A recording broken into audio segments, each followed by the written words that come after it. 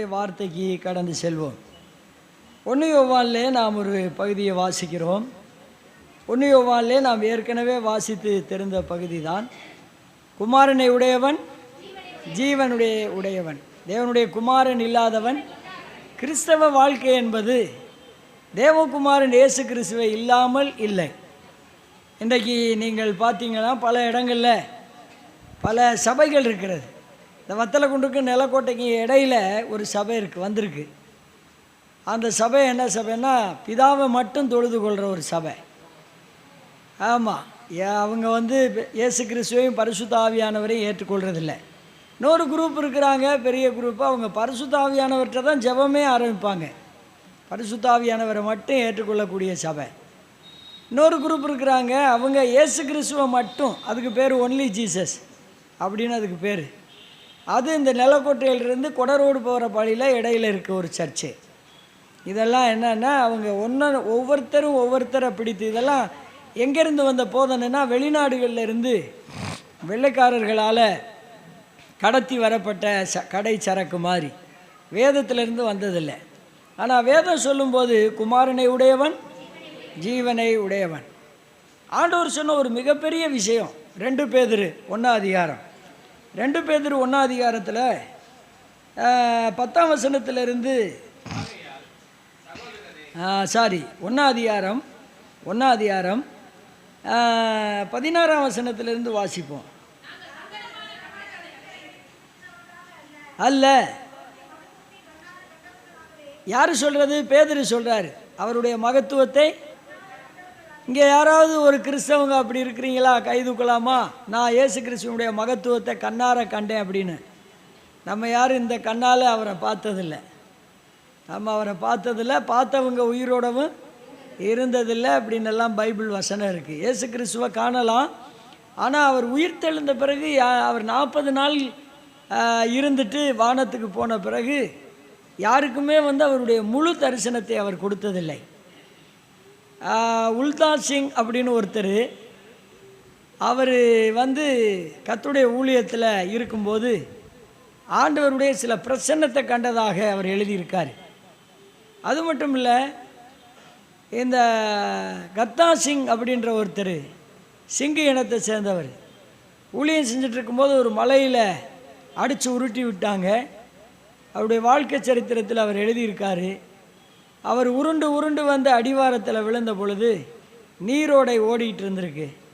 அப்போ அவர் தண்ணி அப்படின்னு அந்த கனத்த வெயிலில் உருண்டு வந்த கோரத்தில் அவர் தண்ணி என்று கேட்டுக்கொண்டிருந்த பொழுது 2 கைகள் மாத்திரம் அவருடைய வாய்க்கு வந்திருக்கிறது. அவர் கண்ணை மூடி கிடந்த போது அந்த தண்ணி குடிங்கய்யா அப்படின்னு சொல்லி வாய் திறந்து தண்ணியை குடிச்சிட்டு கண்ணை திறந்த போது 2 கை மட்டும் கண்டிருக்கிறார். அந்த கையில் காயங்கள் இருந்ததாக அவர் சொல்கிறார். ஒருவேளை அப்படி காட்சிகளை கண்டிருக்கலாம். முழு உருவ தரிசனம் அவர் யாருக்குமே அவர் கொடுத்ததில்லை. அவர் இனிமேல் வரும்போது தான் அவரை பார்க்க போகிறோம். ஏன்னா அவருடைய தரிசனத்தை பல விதமாக சொல்லியிருக்கு. அருளப்பர் என்று சொல்லக்கூடிய யோவான் 1ஆம் வெளிப்படுத்தல் அந்த காட்சி ஆகமத்தில் 1ஆம் அதிகாரத்தில் அவருடைய நிலைமையெல்லாம் வேறு மாதிரி இருக்குது. பல தரிசனத்தில் அவர் மக்கள் மத்தியில் இருந்திருக்கிறார். அதனால தான் இவர் சொல்கிறாரு, பேதுரு சொல்கிறாரு, நாங்கள் கண்ணார கண்டவர்களாலே நம்முடைய கர்த்தராகிய இயேசு கிறிஸ்துவின் வல்லமையையும் வருகையையும் உங்களுக்கு என்ன செய்தோம்? அறிவித்தோம். அடுத்த வசனம் படிங்க. இவர் என்னுடைய நேசகுமாரன், இவரிடத்தில் நான் எப்படி இருக்கிறேன்? பிரியமாயிருக்கிறேன் என்று ஆண்டவர் அங்கே சொல்லியிருக்கிறார். பிதாவாகிய தேவன் அல்லது தந்தையாகிய இறைவன் தன்னுடைய மகனை குறித்து இப்படி சொல்லுகிறார். அவர் ஞானஸ்நானம் பெற்று கரையேறின உடனே சொன்னார், இவர் என்னுடைய நேசகுமாரன், இவரிடத்தில் என்னவாயிருக்கிறேன்? பிரியமாயிருக்கிறேன், இவருக்கு செவி கொடுங்கள். இது மாதிரி எத்தனை இடத்துல சொன்னார்? இங்கே சொன்னார், மறுரூப மலையிலே சொன்னார்.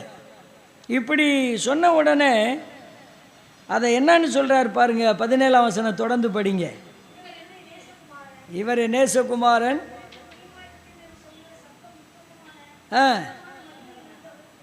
ஆமாம், பிதாவாகிய தேவனால். அப்போ பிதாவாகிய தேவனால் கனப்படுத்தப்படுறாருன்னு சொன்னால் அவர் என் நேச குமாரன். நான் ஒரு விஷயத்தை சொல்லவா, நம்மளை தேவனுடைய பிள்ளைன்னு சொன்னால், இயேசுவின் பிள்ளைன்னு சொன்னால், அது கர்த்தரா இயேசுவால் நம்மளை என்ன பண்ணுறது? கனப்படுத்துறது. நான் தேவனுடைய பிள்ளைன்னு சொல்ல யாரும் வெட்கப்படக்கூடாது. அல்லேலூயா சொல்லுங்கள். சில இடங்களில் நம்ம அதை மறைச்சிக்கிறோம். இல்லை, ஆமாம் நாங்கள் சர்ச்சுக்கு போவோம், ஆனால் நான் தேவனுடைய பிள்ளைன்னு சொல்ல மாட்டோம். நம்ம தேவனுடைய பிள்ளைகள் என்று சொல்வதால் அன்றைக்கு எப்படி இயேசு கிறிஸ்து கனப்படுத்தப்பட்டாரோ அதுபோல் இயேசு கிறிஸ்துவால் நாம் என்ன செய்யப்படுவோம்? கனப்படுத்தப்படுவோம். மத்தேயு எழுதின சுவிசேஷம் 3வது அதிகாரம் 16-17 சொல்லும்போது 16-17 வாசிங்க. இயேசு ஞானஸ்நானம் பெற்று கரையேறின பொழுது அப்போ இவர் ஞானஸ்நானம் எடுக்கிறதுக்கே என்ன காரணம்? அவர் தேவனுடைய குமாரன்னு தெரிகிறதுக்காகத்தான். அப்போ ஆண்டவர் தன்னை தேவனுடைய குமாரன்னு வெளிப்படுத்துறதுக்காகத்தான் ஞானஸ்நானமே எடுக்கிறார். நிறைய பேர் எடுக்கிறாங்க. அந்த கூட்டத்தில் யார் யார் எடுத்தாங்கன்னு நீங்கள் சொல்லுவீங்களா? இயேசு கிறிஸ்து ஞானஸ்நானம் எடுக்கும்போது யார் யார் வந்தாங்கன்னு உங்களால் கணிக்க முடியுமா? சகோதரிகள். சரி, சொல்லலை. சகோதரர்கள் சொல்ல முடியுமா?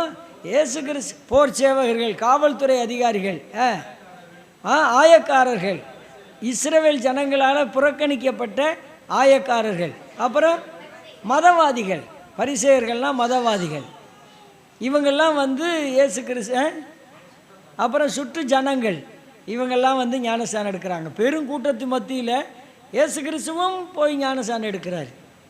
அப்படி ஞானஸ்நானம் எடுக்கும்போது இந்த காவல்துறை அதிகாரிகள், அது மட்டும் இல்லை இந்த ஜனங்கள், அது மட்டும் இல்லை இந்த மதவாதிகள், அது மட்டும் இல்லை அப்புறம் யார்? இந்த வரி வசூலிக்கிற ரோம அரசாங்கம் வரி வசூலிக்கிறதுக்காக புறஜாதி ஆள்களை வச்சுருக்கான். ஏன்னா யூதர்களை கொடுத்தா யூதர்கள்ட்ட வரி வசூலிக்காமல் விட்டுருவான்னு சொல்லி அந்த ஆயக்காரர்கள் என்று சொல்லி அவங்கள வச்சுருக்கான். அவங்க எல்லாருமே போய் ஞானஸ்நானம் எடுக்கும்போது அவரும் போய் எடுத்தார். அப்போ ஏன் அவர் எடுத்தார்னு சொன்னால், எல்லா நீதியும் நிறைவேற வேண்டும்னு சொன்னார்ல. அப்போ ஞானஸ்நானம் எடுத்ததனுடைய காரணமே இவர் தேவனுடைய குமாரன். பரலோகத்திலிருந்து அந்த சத்தம் பறைசாற்றுது. தன்னை தேவனுடைய குமாரன் காட்டுவதற்காகவே அவர் ஞானஸ்நானம் எடுத்தார். அதுக்கு முன்னாடி அவர் அற்புதம் செய்த பொழுதெல்லாம் சொன்னார், நீங்கள் போய் என்னை யாருன்னு என்ன செய்யாதீங்க, சொல்லாதீங்கன்னு சொன்னார். இப்போ அவரே தன்னை வெளிப்படுத்துகிறார். அதான் மனுஷகுமாரன் தன்னை வெளிப்படுத்துவார் அப்படின்னு. நீங்கள் யோவான் எழுதின சுவிசேஷம் 14வது அதிகாரத்துக்கு போனீங்கன்னா ஒரு சீசன் ஒரு கேள்வி கேட்குறான் ஆண்டவர்கிட்ட. 14வது அதிகாரத்தை எடுத்து அதில் பாருங்கள், 22ஆம் வாக்கியம். ஸ்காரியோத்து அல்லாத யூதா என்பவன் அவரை நோக்கி, ஆண்டவரே, உலகத்துக்கு உம்மை வெளிப்படுத்தாமல் ஏன் ஆண்டவரே எங்களுக்கு வெளிப்படுத்த போகிற காரணம் என்ன? என்னன்னு தெரியுமா உங்களுக்கு யாருக்காவது? ஏன் இந்த ஊருக்கெல்லாம் வெளிப்படுத்தாமல் நமக்கு மட்டும் வெளிப்படுத்தி இருக்கிறாரு? வசனத்தை மறந்துடாதீங்க. எதுக்கு நமக்கு மட்டும் வெளிப்படுத்தி இருக்காருன்னு யாராவது சொல்லுவீங்களா?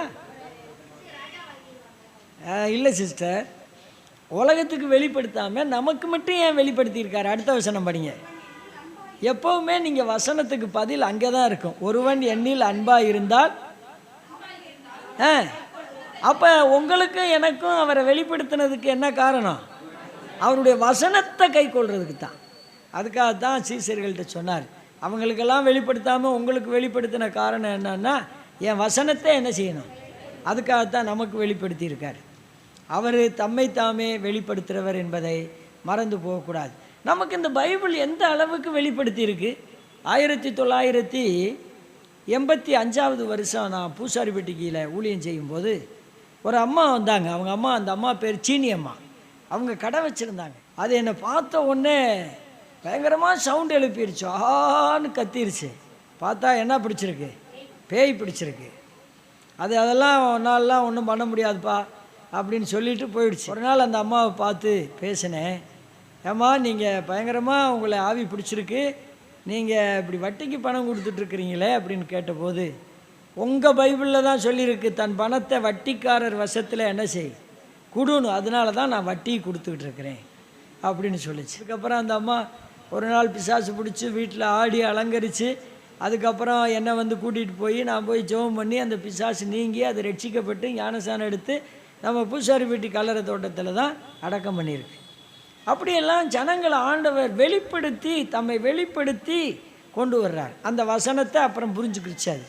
அது மாதிரி இந்த வேதம் நமக்கு எப்படி வெளிப்படுத்தப்பட்டிருக்கு, நாம் எப்படி இதை கை கொள்கிறோம் அப்படின்றத சிந்தித்து பார்க்கணும். அவர் ஞானஸ்தானம் எடுத்ததே தன்னை தேவனுடைய குமாரன் என்று என்ன சொல்வதற்கு, வெளிப்படுத்துவதற்காகத்தான் ஞானஸ்தானம் எடுத்தார். மத்தேயு எழுதின சுவிசேஷம் 14வது அதிகாரம். மத்தேயு எழுதின சுவிசேஷம் 14வது அதிகாரம் 30ஆம் வசனத்திலிருந்து படிங்க.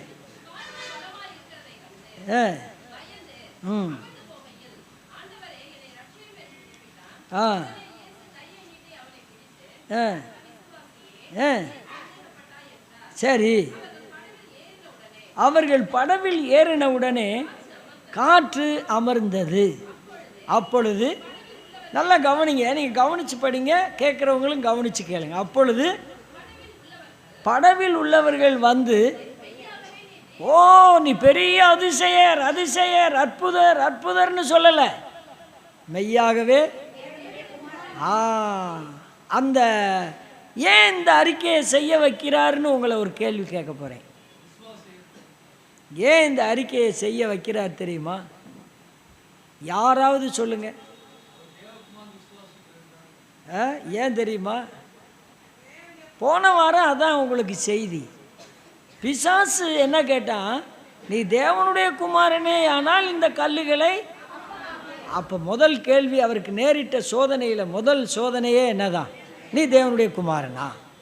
அப்போ அவரை சிலுவையில் அடிக்கும் போதும் இவன் தேவனுடைய குமாரன்னு சொன்னதுனால தான் இவனை என்ன செய்கிறோம், சிலுவையில் அடிக்கிறோம் அப்படின்னு சொல்கிறார். இங்கே பாருங்கள், சீசர்கள் அவிசுவாசமாக இருக்கிறாங்க. அப்போ பேதுருவும் அங்கே அவங்களோட இருக்கிறார். அந்த சமயத்தில் இந்த சம்பவம் நமக்கு தெரியும். அங்கே நான் வாசிக்கும்போது காற்று பலமாக இருக்கிறதை கண்டு பயந்து அவிழ்ந்து போகிறோம், ஆண்டவரே என்னை இரட்சியும் என்று கூப்பிட்டான். யார்? பேதுரு. அப்போ உடனே இயேசு கையை நீட்டி அவனை பிடித்து, நீங்களும் நானும் அற்பத்தனமான விசுவாசம் ஆகிடக்கூடாது, அவரை தேவனுடைய குமாரன்னு நம்ம விசுவாசிக்கணும். அல்லேலூயா.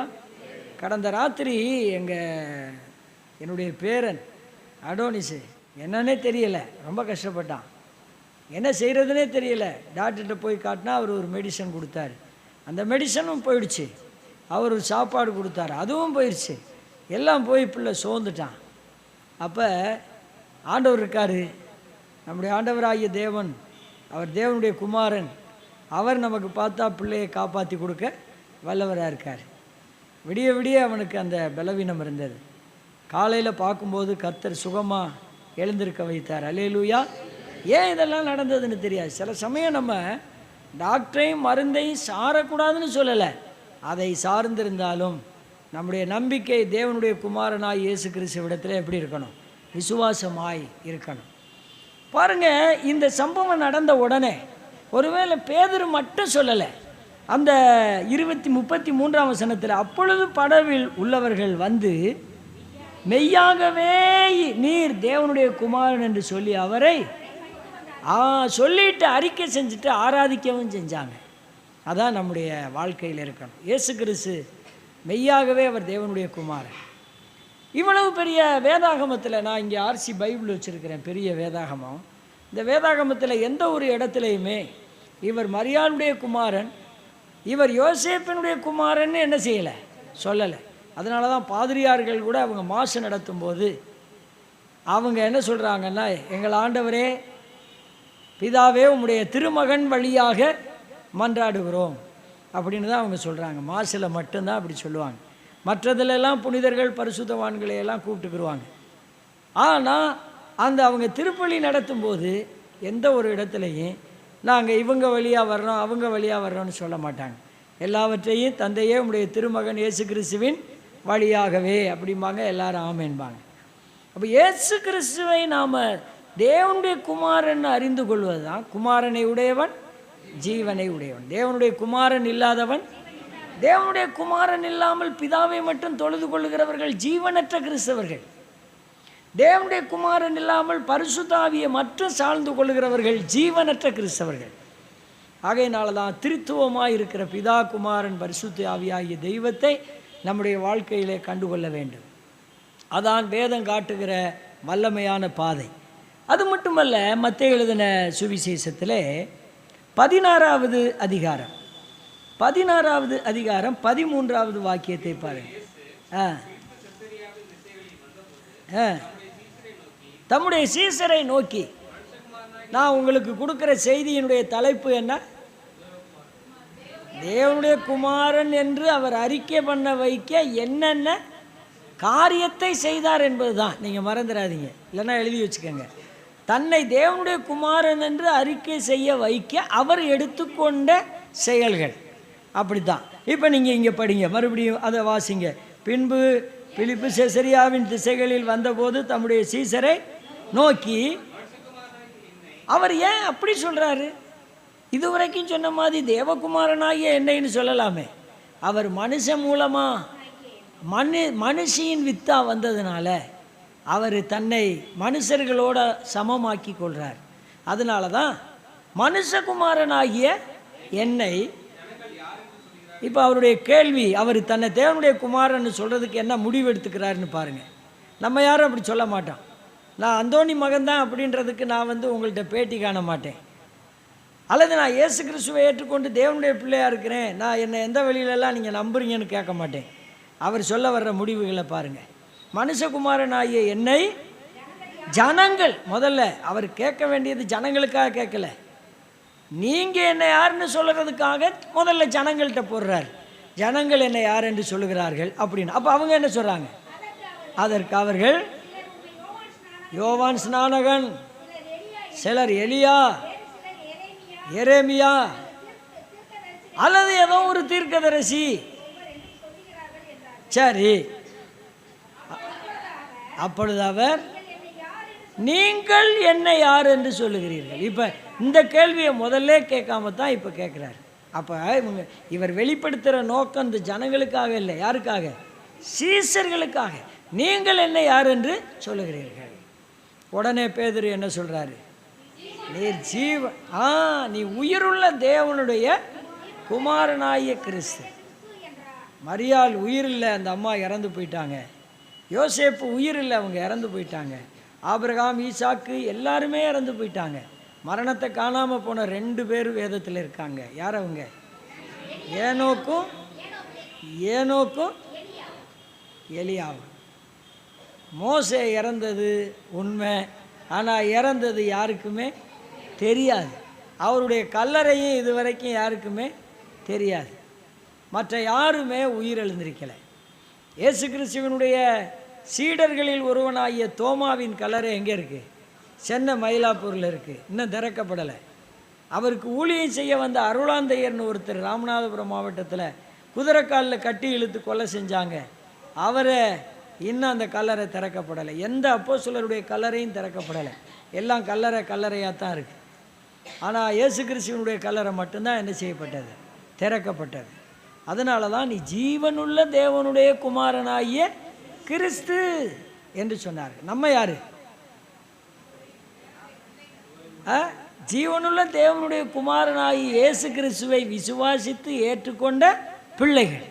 அதான் நமக்கு அவருக்குள்ள வித்தியாசம். அது ஆங்கிலத்தில் நல்லா சொல்கிறாங்க. அவருக்கு சன் ஆஃப் காடுன்னு இருக்குது, நமக்கு சில்ட்ரன் ஆஃப் காடுன்னு இருக்குது. நம்ம தேவனுடைய பிள்ளைகள், அவர் தேவனுடைய மகன். அதுதான் வித்தியாசம். அதுக்கெல்லாம் வேதத்தில் நிறைய வசனங்கள் இருக்கிறது.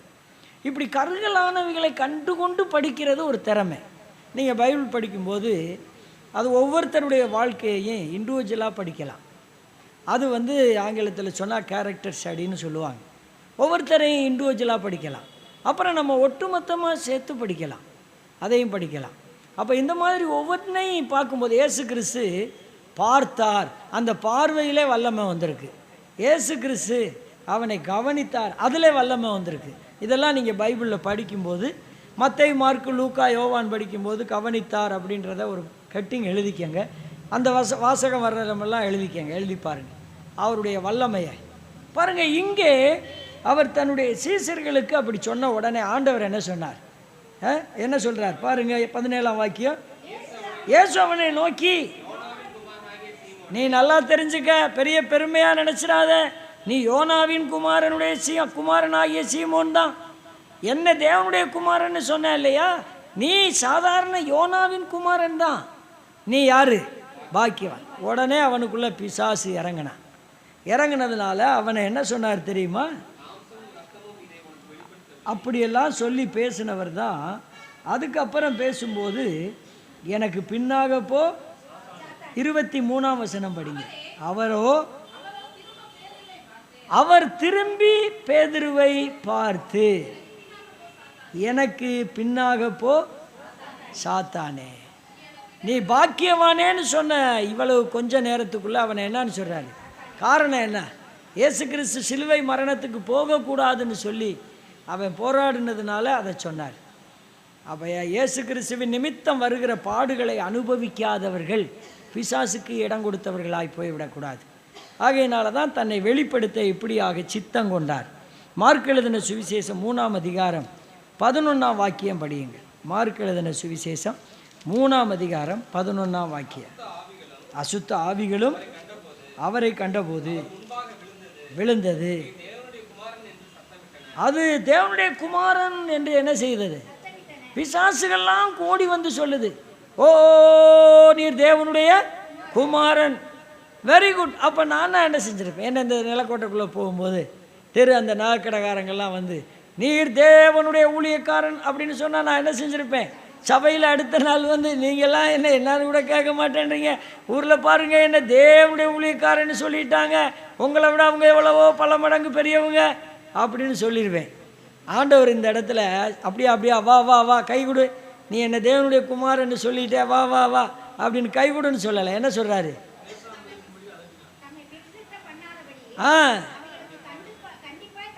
நீங்கள் என்ன தேவனுடைய குமாரன்னு சொல்லவே பிசாசே, நீ என்ன மகிமைப்படுத்துறது? நீ என்ன தேவனுடைய குமாரன்னு சொல்லவே. அப்போ யாரெல்லாம் நம்ம தேவனை மகிமைப்படுத்தலையோ அவங்க பிசாசின் கூட்டத்தில் சேர்றவங்களா போயிடுவாங்க. அதுக்காகத்தான் நம்ம தேவனை மகிமைப்படுத்தணும்னு அவர் விரும்புகிறார்.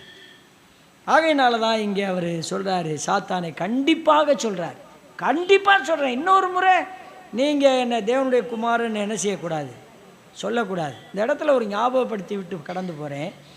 பவுல் ஊழியத்துக்கு போன போது ஒரு குறி சொல்கிற ஆவி வந்து என்ன சொல்லுச்சு? நீங்கள் சொல்லுங்கள், சகோதரிகள் தான் கரெக்டாக சொல்லுவீங்க, சொல்லுங்கள் என்ன சொன்னிச்சு? என்ன என்ன என்ன நான் நீங்கள் தான் கரெக்டாக சொல்லுவீங்கன்னு சொன்னேன். சரி சகோதரர்கள் சொல்லுங்கள், என்ன சொல்லுச்சு? யார் சொன்னீங்க? உன்னதமான தேவனுடைய ஊழியக்காரரே, உன்னதமான தேவனுடைய ஊழியக்காரரே அப்படின்னுச்சு. உடனே பவுல் என்ன செஞ்சார்? பிசாசே இவளை விட்டு இப்பொழுதே புறப்பட்டு போ. அதான் பிசாசின் மனுஷர்கள், பிசாசு தேவனுடைய குமாரனை மகிமைப்படுத்த அனுமதி கிடையாது. தேவன் நம்மளைத்தான் அவரை மகிமைப்படுத்த வச்சிருக்கார். அதனால தான் அந்த காரியத்தை அவர் செஞ்சார். அதை தொடர்ந்து நீங்கள் பாருங்கள். ஏன் அந்த மாதிரி சொல்லக்கூடாதுன்னு சொன்னால், 1 யோவான் 4ஆம் அதிகாரம் 15ஆம் வாக்கியத்தை கவனிங்க. 1 யோவான் 4ஆம் அதிகாரம் 15ஆம் வாக்கியம். அவங்கள அந்த பிசாசை சொல்ல அனுமதிச்சிருந்தா இயேசுவானவர் தேவனுடைய குமாரன் என்று எவனோ ஏன் பிசாசை சொல்ல விடலைன்னு சொன்னால், இவன் அறிக்கை பண்ணுறான்னு வைங்க பிசாசு, அப்போ தேவனும் அந்த பிசாசோட வந்து என்ன செய்யணும்? நிலச்சிருக்கணும், ஐக்கியப்படணும். அதனால தான் அவங்க வாயால் சொல்லக்கூடாதுன்னு சொன்னார்.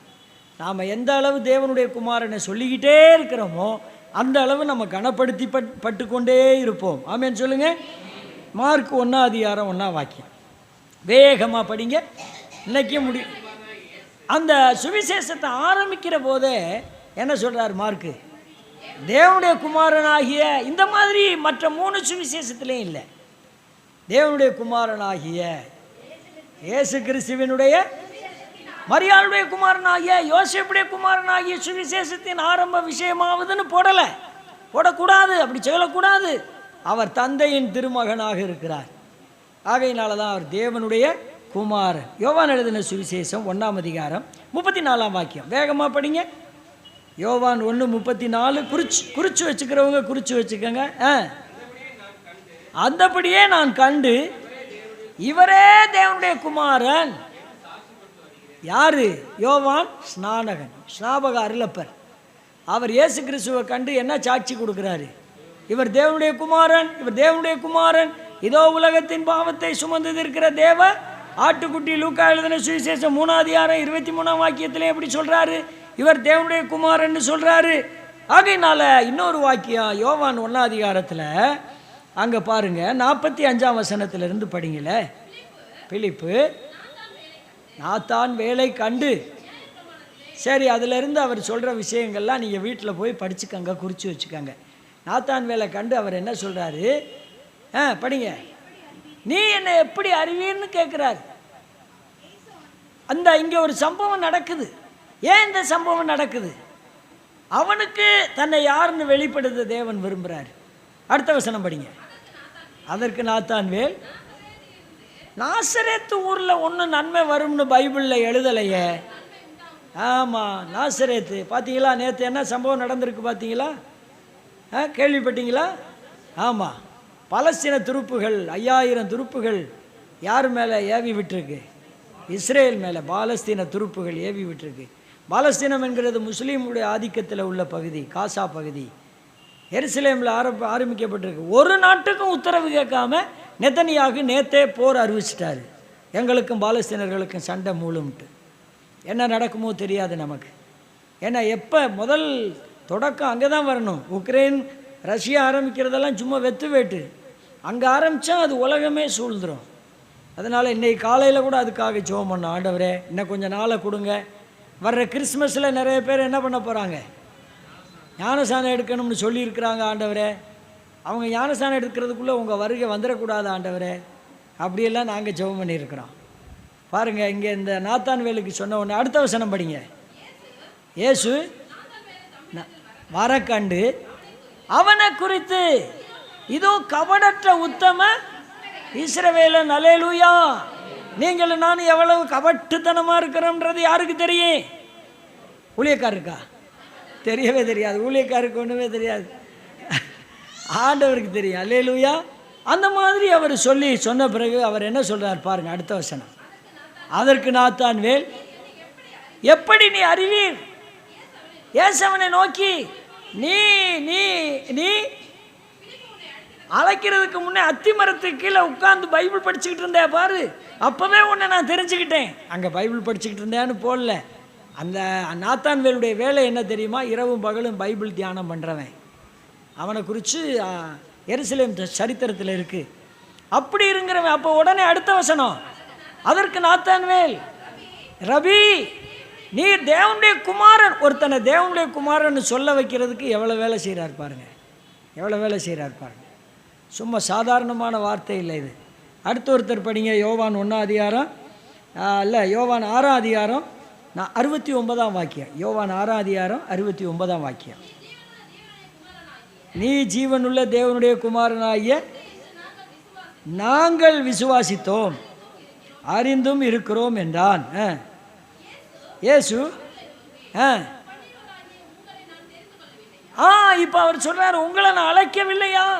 நீங்கள் என்ன தெரிஞ்சுக்கிட்டீங்க, உங்களை நான் அழைச்சிருக்கிறேன். முதல்ல லூக்கா 5 பேதுரு என்ன சொல்கிறான் தெரியுமா?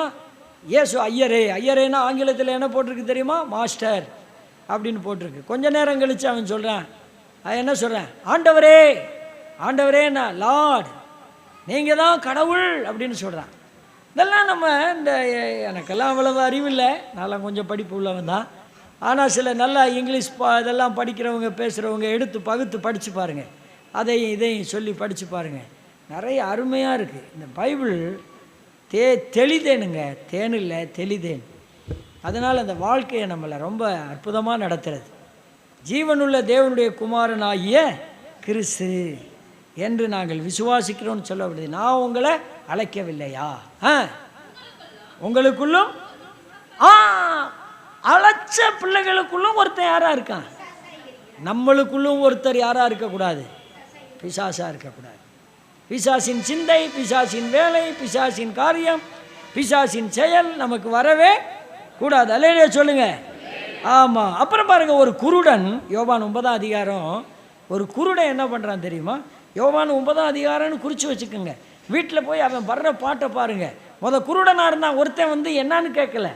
அவன் குருட்டு கண்ணை கர்த்தர் திறந்த பிறகு எல்லாரும் வந்து கேட்குறாங்க, உடனே அவர் எப்படி திறந்தார், ஏன் உன்னை கண்ணை திறந்தார், உங்கள் வீடு எங்கே இருக்குது, எனக்கு தெரியாது, எங்கள் அப்பா அம்மாவை போய் கேட்டுங்க. அவங்க அப்பா அம்மாட்ட போனால் அவங்க சொல்கிறாங்க, எங்களுக்கு தெரியாது, அவன் பெரிய மனுஷனாக இருக்கான், பையனாக இருக்கான், அவனையே போய் என்ன செய்யுங்க கேட்டுக்கங்க, நீங்கள் பிடிச்சிட்டு போகிறதுனா பிடிச்சிட்டு போங்க, அடிக்கிறதுனா அடிங்க, நாங்கள் அதுக்கெல்லாம் ஒன்றும் செய்ய முடியாது, எங்களை ஊரை விட்டு ஒதுக்கி வைக்கலான்னு பார்க்குறீங்களா, அப்படியெல்லாம் நாங்கள் இடம் கொடுக்க மாட்டோம் அப்படின்னு எல்லாம் சொன்ன பிறகு யோவான் எழுதின சுவிசேஷம் 9ஆம் அதிகாரம் 35ஆம் வசனம் படிங்க. அவனை எல்லாரும் ஊராரும் பெற்றோரும் குடும்பத்தாரும் சேர்ந்து புறம்பே தள்ளிட்டாங்க. தள்ளிவிட்ட பின்பு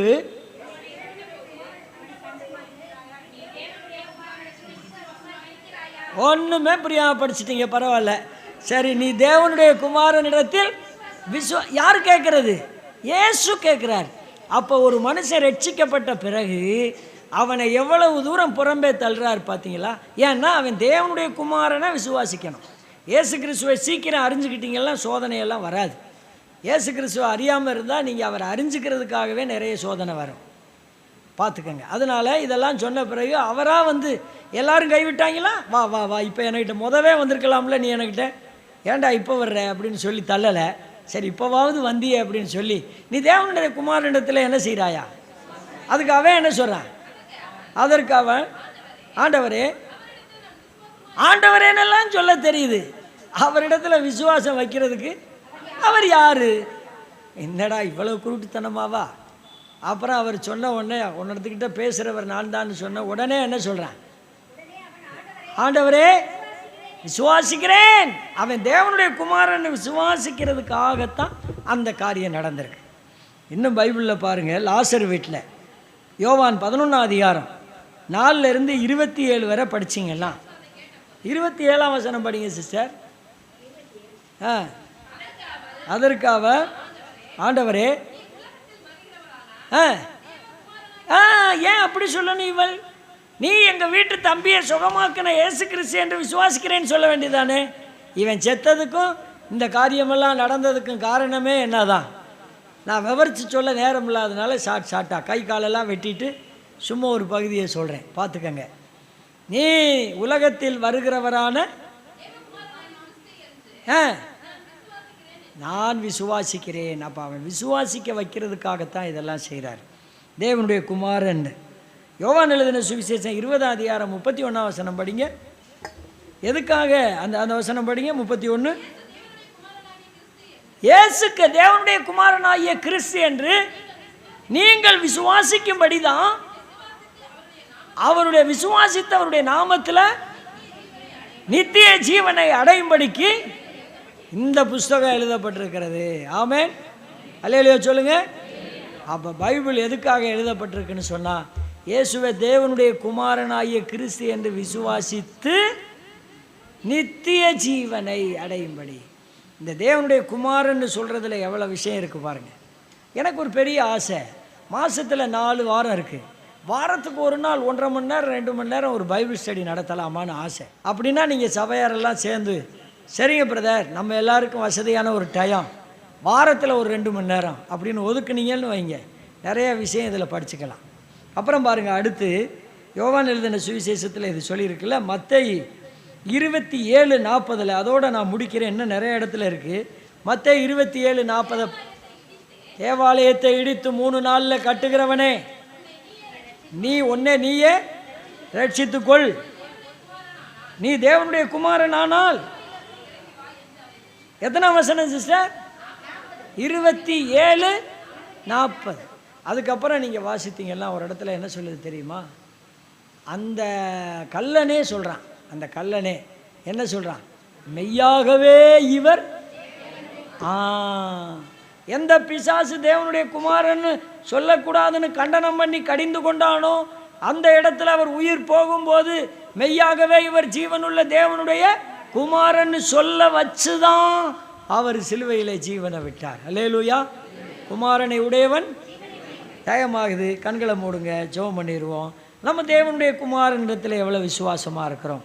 அவரை விசுவாசிக்கிறதுனால நமக்கு பாவ மன்னிப்பு, நித்திய ஜீவனும் இதெல்லாம் கொடுத்துருக்கிறாரே. அந்த மகத்துவத்தை நினச்சி நீங்கள் இந்த வேத புத்தகத்தை இப்படி அழகாக திறமையாக படித்து அவரை ஜீவனுள்ள தேவனுடைய குமாரன் ஆகிய கிறிஸ்து என்று முழு இருதயத்தோடு விசுவாசிப்போம். ரட்சிக்கப்படும் போது ஞானஸ்தானம் எடுக்கும்போது நமக்கு அப்படித்தானே கேட்குறாங்க, நீ ஜீவனுள்ள தேவனுடைய குமாரனாகிய இயேசு கிறிஸ்துவை என்று விசுவாசிக்கிறாயா என்று கேட்குறாங்க. நல்ல பிதாவே, நன்றியோடு உம்மை துதிக்கிறோம். காலங்களும் சமயங்களும் விரைவாய் ஓடிக்கொண்டிருக்கிறது. நாடுகளும் தேசங்களும் கொடிய சூழ்நிலைக்கு காரணமாய் மாறிக்கொண்டிருக்கிறது. ஜீவனுள்ள தேவனுடைய பிள்ளைகளாயிருக்கிற நாங்கள் எங்கள் ஆண்டவரை பின்பற்றி பிடித்து கொண்டு நித்திய ஜீவனை பெற்றுக்கொள்ள நாங்கள் எந்த அளவு ஊக்கமாய் ஆக்கமாய் தைரியமாய் வேதத்தை தியானித்து உம்மை அறிகிற அறிவுக்குள்ளே எங்களை நிரப்பும்படியாய் செபிக்கிறோம். கொண்டு வந்த விசுவாச பிள்ளைகளுக்காக ஸ்தோத்திரம். ஒவ்வொருவரையும் ஆசீர்வதித்து அனுப்பும். சகோதர சகோதரிகளை காத்துக்கொள்ளும். பெரியோர்களை, தகப்பன்மார்களை, தாய்மார்களை, வாலிபர்களை, கன்னியர்களை, சிறுவர்களை, குழந்தைகளை யாவரையும் ஆசீர்வதியும். படிக்கிற மாணவ மாணவியர்களுக்கு நல்ல படிப்பு கொடு. வயோதிபர்களை ஆறுதல் படுத்தி பலப்படுத்தி காத்துக்கொள்ளும். பிள்ளைகள் பெற்றோரை மதித்து பெற்றோருக்கு கீழ்ப்படிந்து பெற்றோரை கனம் பண்ணி வாழக்கூடிய வாழ்வை கட்டளையிட்டு கொடுப்பீராக. அவர்கள் செய்கிற வேலைகள், உத்தியோகங்களை ஆசீர்வதியும். விவசாயங்கள், ஆடு மாடு கோழி குஞ்சுகளை ஆசீர்வதியும். இன்றைக்கு வந்து உம்மை தொழுது கொள்ள எங்களுக்கு பாக்கியம் கொடுத்ததுக்காய் ஸ்தோத்திரம். இவ்வளவு விலை மதிக்க முடியாத விலையேற பெற்ற சிந்தனையை செய்தியாக எங்களுக்கு தந்ததுக்காக ஸ்தோத்திரம். துதி கனம் மகிமை எல்லாம் உமக்கே செலுத்தி எங்கள் ஆண்டவர் இயேசு கிறிஸ்துவின் திருப்பெயரில் வேண்டிக் கொள்கிறோம் நல்ல பிதாவே, ஆமென். என் ஆத்துமாவே கர்த்தரை சோதரி, பரிசுத்த நாமத்தை சோதரி. என் ஆத்மாவே கர்த்தரை சோதரி, கர்த்தர் செய்த சகல உபகாரங்களை மறவாதே. ஆமென். நம்முடைய கர்த்தராகிய இயேசு கிறிஸ்துவினுடைய கிருபையும் பிதாவாகிய தேவனுடைய அன்பும் பரிசுத்த ஆவியானுடைய அந்யோன்ய ஐக்கியமும் ஆசீர்வாதமும் பாதுகாவலும் சமாதானமும் நம் அனைவரோடும் உலகமெங்கிலும் உள்ள பரிசுத்தவான்களோடும் கூட இருப்பதாக. ஆமென். கர்த்தருக்கு ஸ்தோத்திரம். கர்த்தர் உங்களை ஆசீர்வதிப்பார்.